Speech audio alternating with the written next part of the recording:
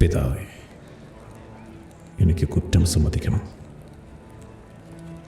എനിക്ക് എൻ്റെ കുറ്റം സമ്മതിക്കണം.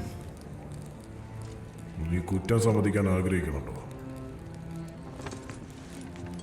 ഞാൻ നിങ്ങളെല്ലാം രക്ഷിച്ചു. ഈ നഗരത്തെ ഞാൻ രക്ഷിച്ചു. ഒപ്പം നിങ്ങളുടെയൊക്കെ വിലകെട്ട ജീവനുകളും. സ്റ്റാനിസ് നിങ്ങളെല്ലാം കൊല്ലുന്നത് ഞാൻ കണ്ടു നിൽക്കേണ്ടതായിരുന്നു.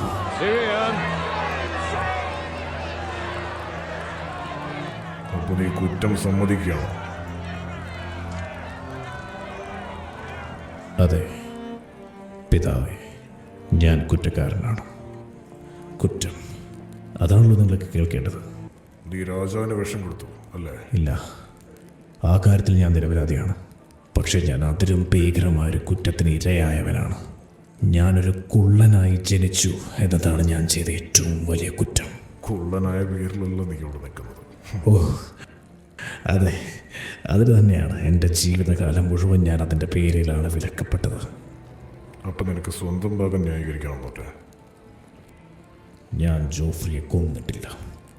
പക്ഷേ ഞാൻ അത് ചെയ്തിരുന്നെങ്കിൽ ഇത് ഞാൻ ആഗ്രഹിക്കുന്നു. കാരണം നിങ്ങളുടെ ക്രൂരനായ തെമ്മാടി മകൻ ചത്തുവീണത് കണ്ടപ്പോൾ എനിക്കുണ്ടായ ആശ്വാസം 1000 കള്ള വേശികളുടെ കൂടെ കിടക്കുന്നതിനേക്കാൾ എത്രയോ വലുതായിരുന്നു.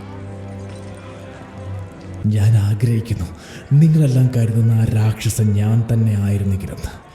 നിങ്ങൾക്കൊക്കെ തരാൻ മാത്രമുള്ള വിഷം എൻ്റെ കയ്യിലുണ്ടായിരുന്നെങ്കിലെന്ന് ഞാൻ ആശിച്ചു പോവുകയാണ്. നിങ്ങളെല്ലാം അത് കുട്ടിച്ച് ചാവുന്നത് കാണാൻ. സർ മേറിൻ, എത്രയും പെട്ടെന്ന് ഈ തടവുകാരനെ തിരിച്ചു കൊണ്ടുപോകും. ജോഫ്രിയുടെ കൊലപാതകത്തിന് വേണ്ടി ഞാൻ എൻ്റെ ജീവൻ കളയില്ല. ഇവിടുന്ന് എനിക്ക് നീതി കിട്ടില്ലെന്ന് എനിക്ക് നന്നായിട്ടറിയാം. അതുകൊണ്ട് എൻ്റെ വിധി തീരുമാനിക്കാൻ ഞാൻ ദൈവത്തിന് വിട്ടുകൊടുക്കുന്നു. ഞാൻ ആവശ്യപ്പെടുന്നു ഒരു ദന്തയുദ്ധത്തിനുള്ള വിചാരണ.